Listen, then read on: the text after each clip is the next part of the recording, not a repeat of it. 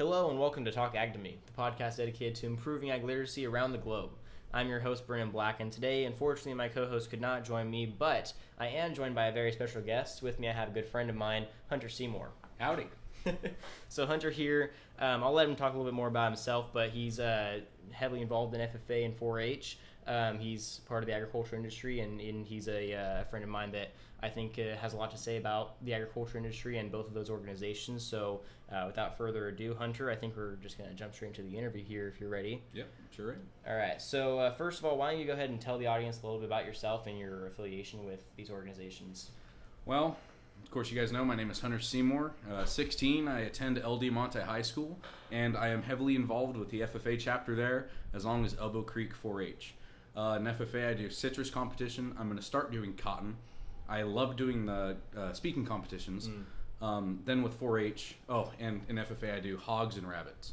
In 4-H, I'm involved in the shooting program, and I'm the junior leader for the shotgun program, and I've been doing that for about 6 years now. Wow. So before I move on, how many rabbits do you have?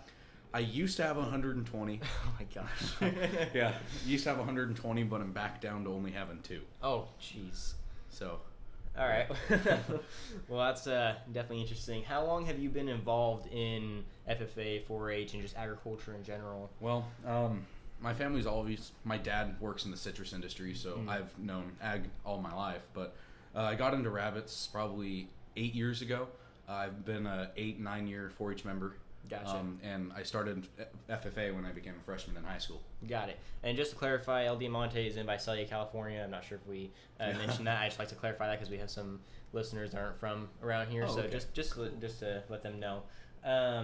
So what would be, which like I said, this is mostly geared towards FFA, but if you have any 4-H things you want to bring in here as well, that's fine. What would be your favorite memory that you've made in your years of FFA or 4-H or both? There's been a lot. Probably for me, the FFA part is state conference easily. I get to meet members from across the state. Met some awesome people from up north, up by Oregon. I met one of my best friends through shooting that happens to be in FFA as well. We'd hang out at state conference too. But 4-H is probably one of the biggest ones. Came back from a national conference, shooting conference from there. And those are pretty much family to me now. All those 32 other delegates from across the nation. Wow. And we learned leadership skills, gun safety. That's great. All right.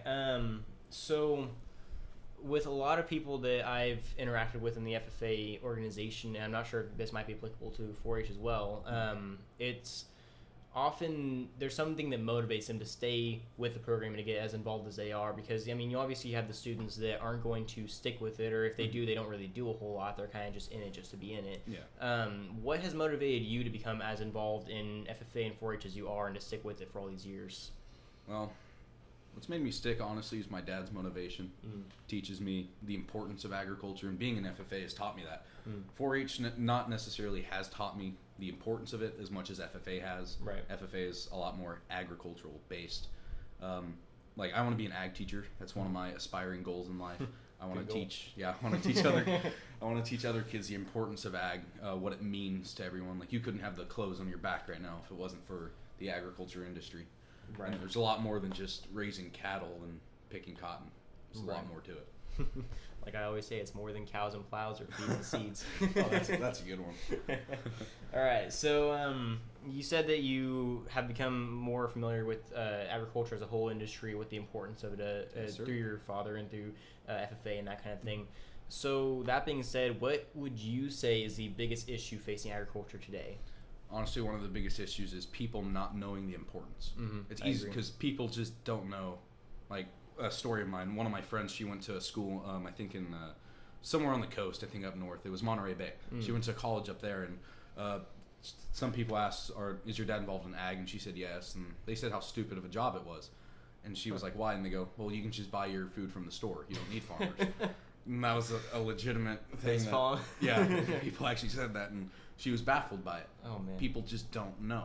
Right. So if we get that message out there of the importance of it and why we need it, because the population's rapidly growing. They say by 2050 we're going to have close to like 8.5 billion people. 9.7. 9.7, yeah. Because right now we're at 7 billion people. We're almost at 8. 8 billion, yeah. See, it's crazy. By 2050s, it's going to be a crazy world. It absolutely is. And your little story there reminded me of, I don't know if you're familiar with the Canadian, I guess he's Prime Minister or President, Trudeau. Oh, Lord. So one of the comments he made, which I'm not trying to bash the leader of Canada, because that's for another episode, but one of the comments he made is that Canada should no longer, I think it was in regards to NAFTA and President Trump's renegotiation of NAFTA, which I'm not sure what the status is on that. I need to kind of go back and redo my research, because last time I looked at it, we were still in NAFTA. Don't quote me on that, but I'm not sure what the renegotiations are. Anyway, the Canadian leader Trudeau's response to this whole issue is that Canada should no longer rely on American farmers because they have grocery stores. And so it's just one of those things. It was just like, I don't know if he was just saying that like because like he accepts that there's Canadian farmers and they don't. I'm not sure if like he was just saying they don't need America because they have Canadian farmers, or if he really didn't understand that American farmers are what grow his food, and that like grocery stores, where do they get the food? He probably doesn't know. Exactly. So it's just kind of one of those things, and I think it was Eric Wilson, one of the guys on My Job Depends on Ag, posted about it. I saw it, and I was just, like with your story, I had to facepalm. It was just it was kind of crazy to think about, that the leader of a country doesn't understand where his food comes from. But yeah, no, I absolutely agree with you on what the biggest issue facing agriculture is. That's why we had this podcast. We're trying to promote that idea. Which you actually answered my next question. It was going to be what your career aspirations were, and teaching agriculture. I think that's awesome, because that's what I want to do too. So we need more of them. Oh yeah, definitely. So I think we've partially gone over this. We can hit it from both the in the future and right now perspectives, but in what ways do you help agriculture in terms of bringing public awareness, or bringing information to the public, or that sort of thing, or helping in terms of industry growth, or what ways would you say that you're beneficial to agriculture? Well, beneficial, I don't know a whole lot about the ag industry. It's not like I growing up on a farm. I mean, for insurance purposes, I did technically air quotes, but like I don't know a whole lot, so I don't want to be saying stuff that I don't. But fun story: when I used to show rabbits a lot with my brother, a lot of people would ask us about like, why do you do this? What's the point of it? So I'd explain to them the importance of showing rabbits. I mean, you wouldn't think it's that big, but there's I'm sorry, I'm stumbling on my words right now. Right. But just going around showing people, are asking you questions like, why are you doing this? And it's like, it's bringing awareness to the public. Just like I've been saying earlier, you get PETA. Like I'd show at Orange County Fair in LA. People are like, oh, this is where we can't cage animals, and it's like, I'm taking care of it. I'm not sure what you're doing. Bring awareness. Right. Probably a better example than the rabbits was pygmy goats. Okay. People ask like, what's the purpose of them? Because pygmy goats, like at normal, like Torrey County Fair, for those of you that show at Torrey County Fair, you know that you can't sell them as meat. Right. They're just you keep them and you show them for as long as they live. But in some countries like Africa, they make them for meat. Right. And some people can and slaughter them for meat. So you got to bring awareness to the public. Where does the meat come from? How do you raise it properly? All that fun stuff. So you were spending this kind of follow-up question I just thought of. So you're saying that you were involved in speaking teams as well as part of the FFA. What speaking teams are you part of, and does that in any way kind of progress your education of agriculture, progress your ability to teach others about agriculture? My freshman year I started out with Creed. And that was probably the funnest one I've been to.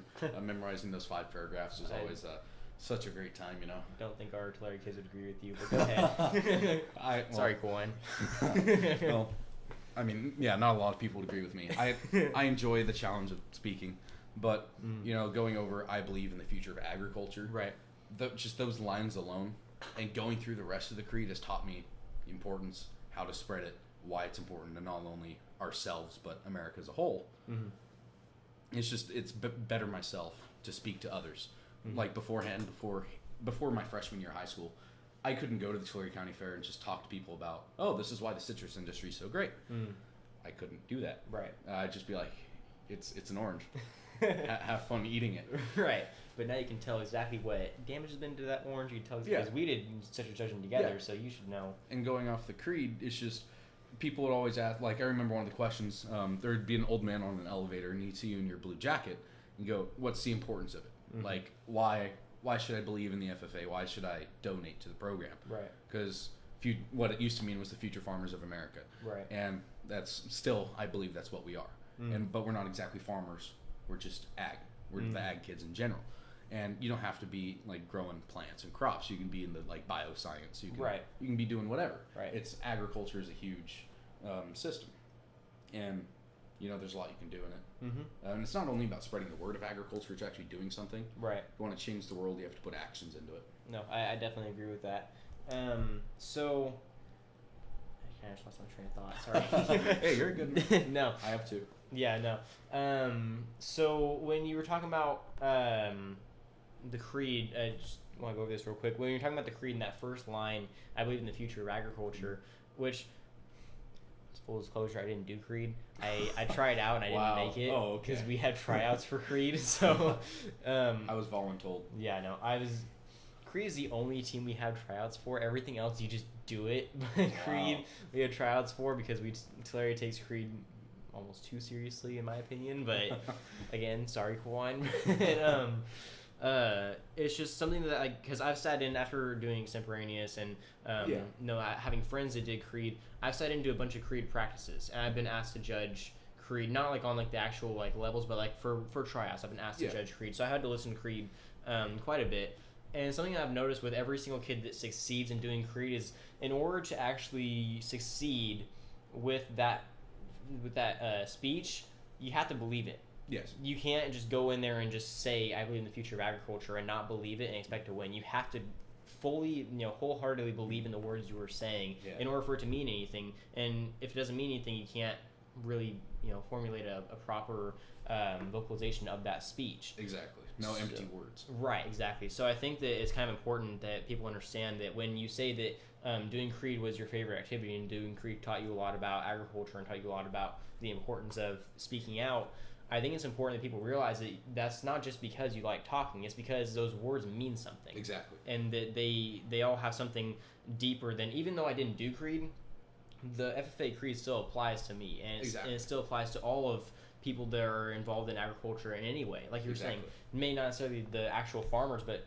the bioengineers, the the accountants, anybody involved in agriculture, they have to believe in that future of agriculture in order for their livelihood to thrive. Exactly. So that's just something I thought was kind of important to touch on. It's just not just the speech itself was helpful to you, but the meaning behind it is what really drove that education. So anyway, I was going to ask you, like I said, you answered one of my questions earlier about your career aspirations. I was going to ask you how agriculture impacts that career, but it's kind of self-explanatory. Yeah, you're going to be teaching agriculture. Yeah, just a little bit. Well, because I wasn't expecting that answer. But anyway, kind of, like I said, we kind of brushed on this earlier. One of the things I really want to get your answer to is what, maybe not everything, but what have been some of the most important things you have learned from FFA, from 4-H, from your years around agriculture, from your dad, maybe just in general your years in these programs, in these leadership teams. Maybe not necessarily just about agriculture itself, but just about leadership or one of the most important things I've had to learn. Yeah, it's a hard one. Or one of the most important things you've taken away from this is maybe a better thing about it, way of looking at it. Well, going away from the FFA thing a little bit. One of the things that I've taken away from my time in the 4-H shooting sports is just not only being a good leader, but setting a good example for yourself. And going to that national conference, they teach you how to just teach kids how to teach kids how to shoot. Not only shoot, but it's what can they take away from your leadership. Right. What can they learn from you? Because sometimes some kids, they don't want to just look at the scores. They just want to have fun, but they have to stay safe at the same time. Exactly. So your example of what you do goes a long way. You don't know when you're practicing outside of 4-H and one of those little kids could be there watching you. If you're breaking the rules that you set yourself, you just kind of contradicted everything. Yeah, you contradicted everything you've been teaching those kids. Yeah. So just what I've taken away out of my time as a junior leader is you have to set the best example. You don't know when anyone is watching you. That's true. So that's one thing, one of the biggest things I've taken away. Which I think that's something that's very good to have taken away from those experiences. Exactly. It's something that is actually kind of unique and surprisingly that we don't usually get a whole lot on these segments. Like, you know, most kids say, "Oh, I took away responsibility from having shown animals," or I took away, you know, more motivation for getting out there and actually working. And, and those are good things to have. Right, but it's very rare that you get that consciousness of your example that you're setting that you really get away from. I'm glad that you brought that up because that's something that's not really talked about a whole lot. It's something I think needs to be talked about more. It's just leadership is immensely important, but people always, there's this old quote, I don't remember what it's from now, I'll have to see if I can find it, but there's this old quote that says, it was from one of the speakers at state conference. He said that leadership is not knowing what to do and expecting people to follow you. Leadership is having the ability to, what was it now? I completely blanked. You remembered the leader, but you forgot the quote. Yeah. So basically, leadership is not about having people. Leadership's not about knowing what to do. It's not about having people follow you. It's about being able to admit when you're wrong, being able to fix that problem. Yeah, being able to acknowledge when other people are depending on you and not, you know, just crumbling under the pressure or not trying to act like you're the best at everything. Yeah, like, exactly. There's a certain amount of humility that has to come with leadership. And I think that's something that a lot of people overlook when they think of leadership, because they think of leaders as these big, strong, charismatic people that can never do any wrong. And that's not at all the case. I mean, you and I have both been in leadership positions, and we both probably made mistakes at some point. Oh, yeah. Everyone does. Everyone does. Exactly. So it's just like one of those things that leadership, you have to just own up to your responsibility and own up to your mistakes and just say, hey, you know what, I messed up. Let me fix this and let me teach you a different way. Or, you know what, I may have broke the rules. Don't do what I do. It was, you know, just one time.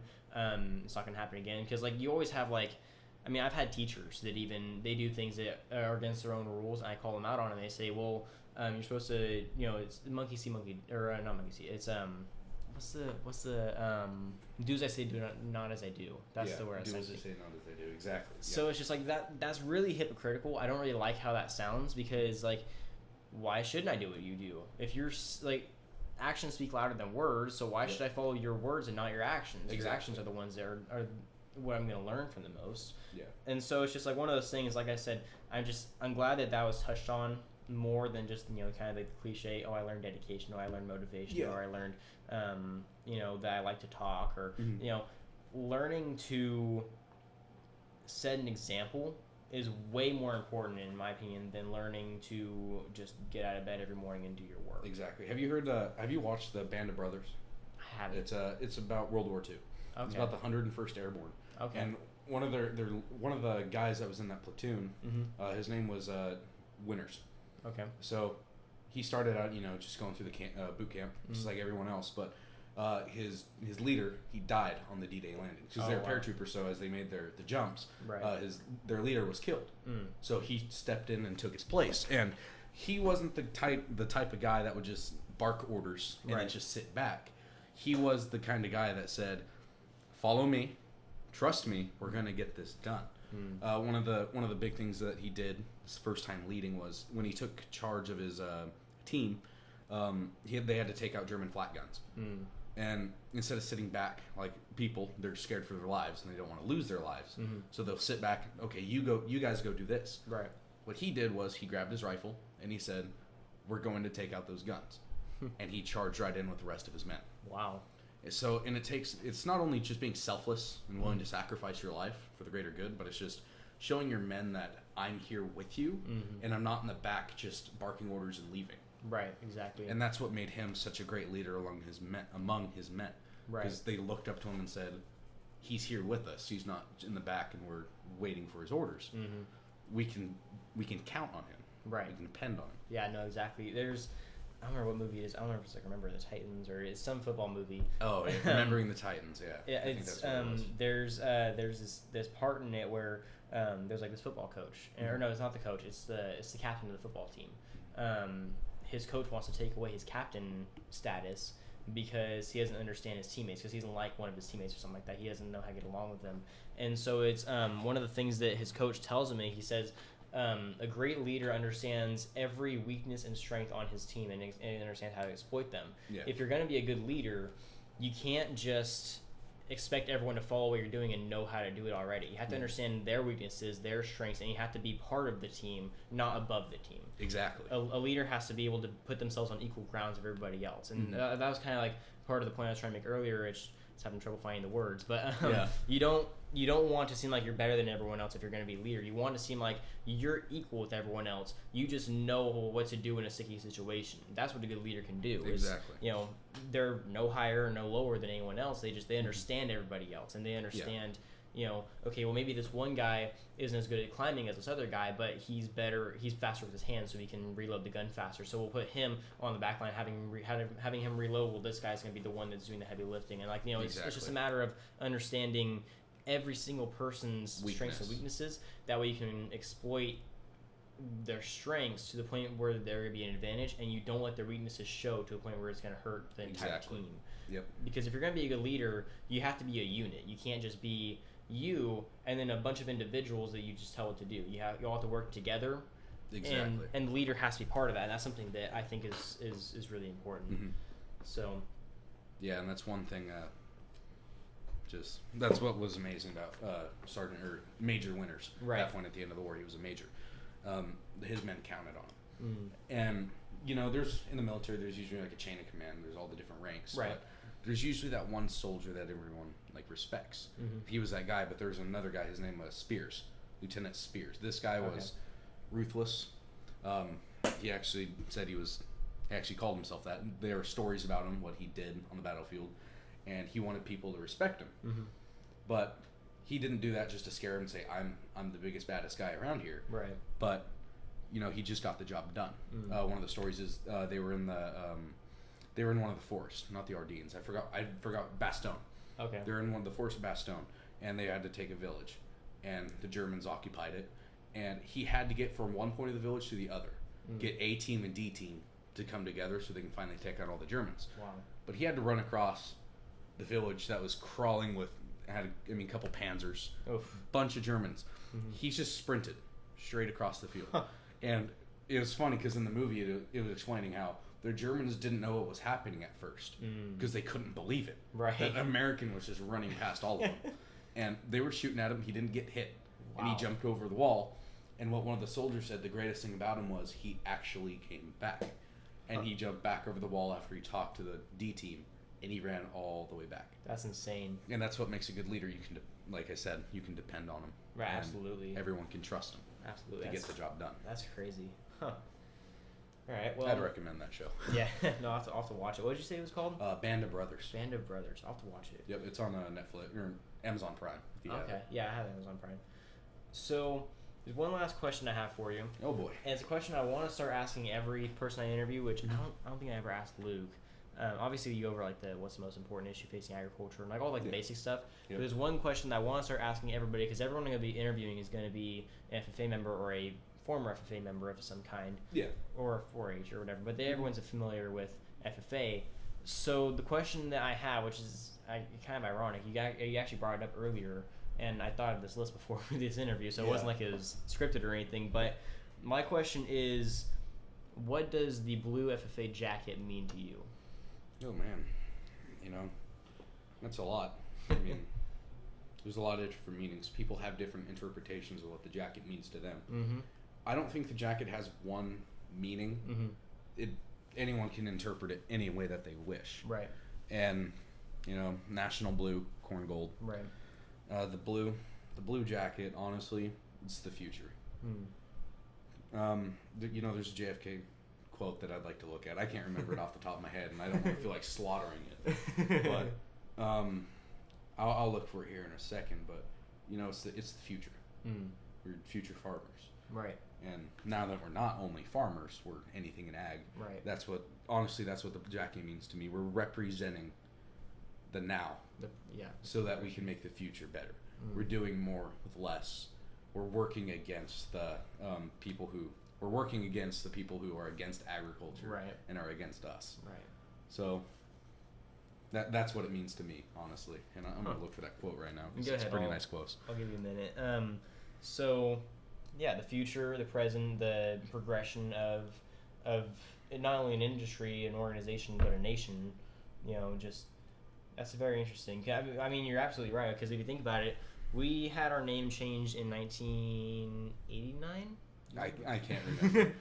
I always get that date wrong. I always say it's like 88 or 89, and I end up finding out it's like 98 or something weird like that. Yeah. So, yeah, no, it's just like ever since that name was changed, it was changed because people didn't want it to be, or FFA members didn't want to be associated with just farmers, because we're more than that. We're more than that nowadays. We're agriculturalists. We're involved in something much bigger than ourselves at this point. Exactly. And like I said earlier, it's not just growing the crops; it's working in the laboratories. Right. Absolutely. I mean, every which we know that every job depends on ag, as much as some people like to deny it. Every single job, every single life depends on ag. Exactly. But there are some jobs that people just don't even think about, that their entire existence is dependent on agriculture.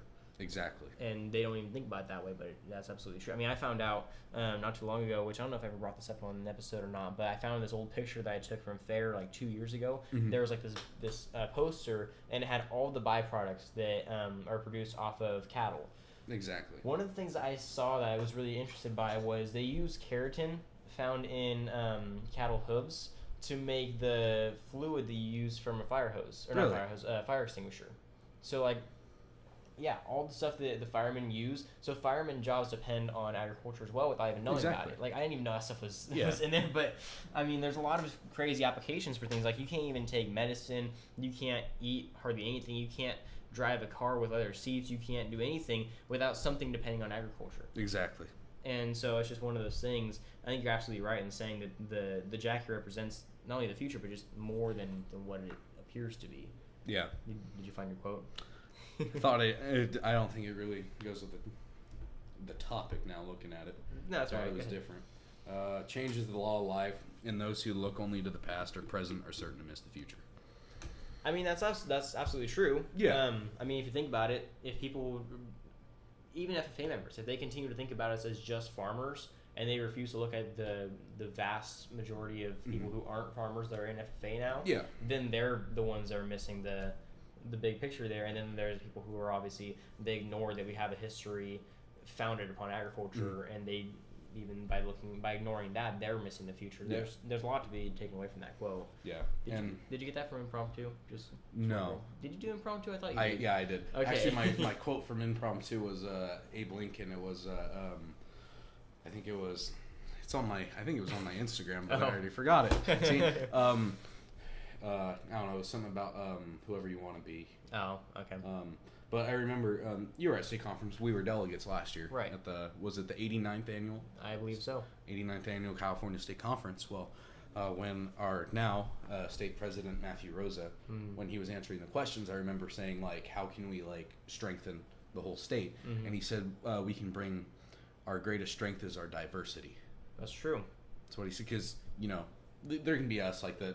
Like I'm guessing you're a dairy kid, right? I'm just more or less. I'm more beef, but beef. Okay, I work on dairies. Okay, so sorry. Yeah, there's I a go lot. either way. I'm a cattle kid. Okay, cattle kid. So cattle kid, you probably don't know a whole lot about what goes on up north. No, not a whole lot. No. And there could be a lot of things, like for certain areas, like here, like Porterville, Exeter, a lot of citrus goes on. Right. But that probably doesn't happen a lot up north. Right. I mean, and like what Matt was saying, the diversity. Certain strengths. We can cover our weaknesses, like we were saying about a great team. Right. The captain, which in this case is, I wouldn't say exactly the FFA state officer team, but maybe the government of California. Right. Covered each other's weaknesses, strengths. Like right now, we could use the water. Probably better us. Yeah, but I'd say that's a fair statement to make. Yep. Yeah. See, if we just covered each other. Right. As a state, if let's say someone down south needed the resources that people up north had, we could just help each other out and boost the economy as a whole and the ag industry. Yeah. No, I think that's a good point. And now that you say that, I remember Matt saying that on stage, and it just sounded like something a president would say. I mean, it's exactly. But it's kind of funny. But yeah, no, I think you're absolutely right in saying that, which I hadn't really thought about before. But I mean, different areas of California grow different commodities at in different rates. And it's like we were talking about before this episode. Like when we went to nationals, I mean, there are kids who don't even know that California is an ag state, and we're the top ag state. Yeah. And so it's just like, I don't like. It's just one of those things people don't understand because we don't use that diversity to our advantage. Exactly. I mean, we're the number 1 citrus state is in the country or the world. I believe country or world. I think Florida's right behind us. Florida is right behind us, but Florida doesn't match up to California. Not even close. No. California is such a big state too. It is like back and forth. we have the most fertile soil in the entire country, possibly the entire world. I mean, that's why so many settlers decide to stay here, because we have fertile soil. So it's like we have all the advantages in place for us. We just need to know how to use them. And right now, I mean, one of the things I always say is it's kind of ridiculous for farmers to fight each other, because we're all in this together. Like, we have to depend on each other. And there's so many people against agriculture, we can't really afford to be against each other, too. Exactly. We're all on the same team. Right. We don't need... I wouldn't call it a civil war, but just like we need to stop all the conflicts. Right, which I understand. There's a lot of differences in how people like to grow their food, and that's fine. Yeah. I understand that there's a competitive market, and that's fine as well, because that gives us better products. Yeah. But when you have other farmers trying to shut each other down, and especially with this comes into the whole labeling issue that we talked about in the last episode, which I know you didn't catch it, but you'll have to go back and listen to it. I definitely will. In the whole labeling issue, the reason labeling is even an issue is because by labeling something, like let's say you label chicken hormone free, it's not legal to give hormones to chickens. Exactly. So if you have a chicken labeled hormone free, you have a chicken that's not labeled, you're automatically going to assume that that chicken has hormones and you're not going to buy it. That's hurting other farmers. And, you know, in reality, which I know it's not the farmers putting labels on these things, but it should be up to the farmers to try to work more together and try to help each other out more than just trying to shut each other down all the time. You know, buying out each other's land, which it makes sense for financial reasons to buy out each other's land, obviously, but like, don't try to screw over another farmer when it's not going to help you that much. Exactly. I mean, we're all kind of diminishing as a population in terms of agriculturalists in comparison to urban urban dwellers. Yeah, I think the number of farmers is decreasing. I don't remember what the rate is right now. I think wasn't it 2% of all Americans are farmers? Less than 2%. But yeah, 2% and under. Yeah, but less than 2% of Americans are farmers, and I know between like 2006 and 2012 or something like that, it decreased at a rate of almost 5%, which was kind of a lot, and it's decreasing even faster. So it's just, we don't have a whole lot more to lose, and we can't afford to lose what we do have to lose. Exactly. Because if we lose all our farmers, then guess what? Our food goes with it. So I think that there's a lot of truth to be said in the fact that we need to learn how to cooperate better and use those diversities to an advantage. Yeah. So, well, I think that's it as far as the questions. I don't know if you have any other statements you want to make, any other comments? No. All right. I don't think so. All right. Well, I'd just like to thank you for coming on, for of course joining our episode and our discussion. It was a very interesting one. I'd like to just thank all of our listeners for tuning in, and this is Hunter Seymore. Once again, he's are you a junior now? Yeah. You always catch me off guard. I always think you're a senior. Yeah, you thought I graduated. I thought yeah. Well, I thought when I met you, you were a freshman. I thought you were a sophomore because I was a sophomore. Yeah. And it threw me in a loop. Anyway, I'd like to thank Hunter here, who's a junior over at El Diamante High School in Visalia, California. Yeah. If any of you know Hunter, make sure you tell him, what's up for being on this episode. I'd like to thank all of our listeners once again. I'd like to thank all of our farmers out there for all the hard work they're doing. God bless the farmers. That's right. And so thanks again. Make sure you check out all of our social media pages. They'll be down in the description below. If you're listening to this on YouTube, which right now is the only way to listen to it because we're still having issues getting on iTunes. We'll figure it out one day, I promise you. Oh, one other announcement. We actually are going to have a live stream within the next 2 weeks, hopefully. I'm going to be posting about it as soon as I figure out what date we're going to do it, but it's going to be kind of an interesting one. It's not going to be what we talked about before, which, Hunter, you don't know this. We actually had this live stream planned out where we're going to have, because I have 2 co-hosts, and then Brandon Borba is another friend of mine. He's our honorary co-host. We're going to have a full-on panel, just us 4, and it's going to be a call-in. People calling in with questions or texting us questions, and we'll be sitting there answering them and having like a full-on discussion for, 2 or 3 hours. Cool. So that might still happen, but everyone's going to college, so it's really hard to schedule a good time for that now. We should have got it done a couple weeks ago, but we just never did. Yep. So what's going to happen now is I'm planning on having a live stream with a friend of mine who's a vegan.